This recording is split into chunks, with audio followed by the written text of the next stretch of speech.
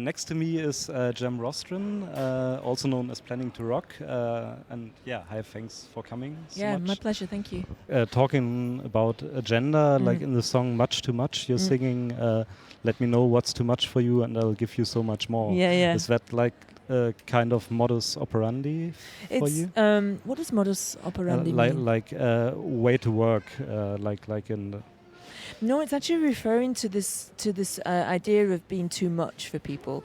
So muchness, an individual's muchness. So, like for example, a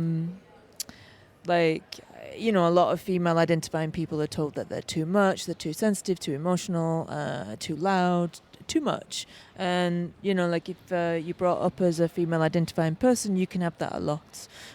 So it's about like saying, if you find me too much, well, I'm just going to give you some more of me, yeah.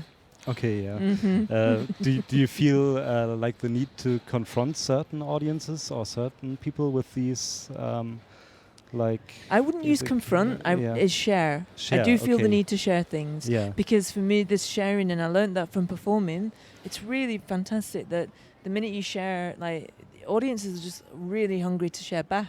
And that sharing, that exchange in a way, it's so valuable, like to us anyhow, humans anyhow, but like I learn a lot, and I hope in a way, and I do feel that the audience learns a lot through us sharing. Okay, yeah, that sounds beautiful. Thank you. Coming back to your music as the music itself, I feel there's a typical Planningtorock sound, like the strings like synthesizers. Straight beats, but with a certain kind of wonkiness.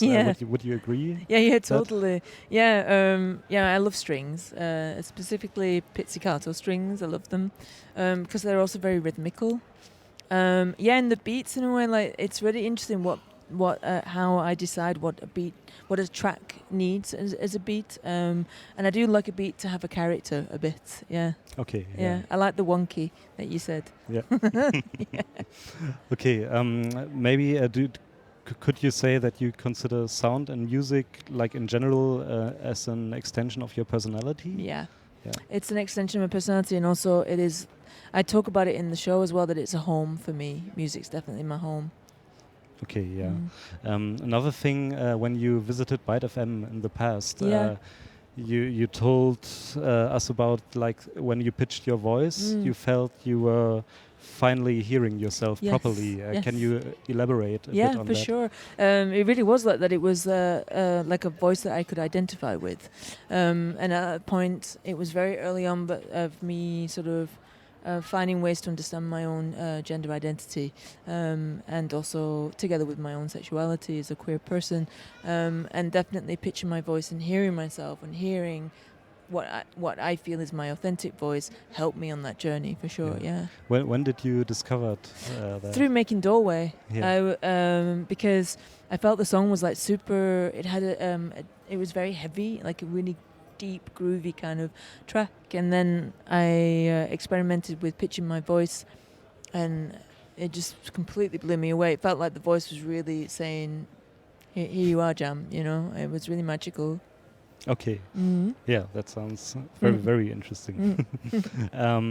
Powerhouse as a whole is a very personal record. It's about your family, specifically about your mother and your sister. Beulah, she is named in one track. Yes. Did they see the live show yet? They did. They actually just a month ago. I performed it in the Queen Elizabeth Hall in London, and they've actually never seen me play live. Like for the first time? It was like the first time they see me play live, and the first time that I sing all these songs. It was really intense, but it was my favorite show ever, and they were really blown away, and it was very magical because they were there, and everybody in the audience knew they were there as well. Did you announce them? I'd said it on Instagram that my mum and sister were coming, so everybody knew. So when I came out on stage and said I'm extra nervous tonight, the whole audience just laughed. And and also I talked with my mum during the show, and my sister got on stage with me, like super confident, arm up in the air, like no problem, and the audience totally fell in love with my mum and sister, to the point where after the show I was backstage waiting for them to come backstage, but apparently the whole audience has swamped my mum and Beulah, wanting to meet them and talk to them, and yeah, they became very popular, rightly Wow. so. Yeah. That's a very beautiful Yeah, story. it was, and it also felt really. That's in a way what Powerhouse was for me. Was a way of saying thank you to my mum for everything she's done for me and my sister, but also to make visible what she's done for me and my sister. You know, because I think so many people take care of each other, and especially you have caregivers and caretakers that just do it, and no one knows about it, and it's such a beautiful exchange and a beautiful quality, human quality. I would say like love's important, but care even more important somehow. Okay, yeah. Yeah. We can finally wrap it up, but maybe one last question or two last questions. What's next for you? What's next for Planningtorock? That's a good question.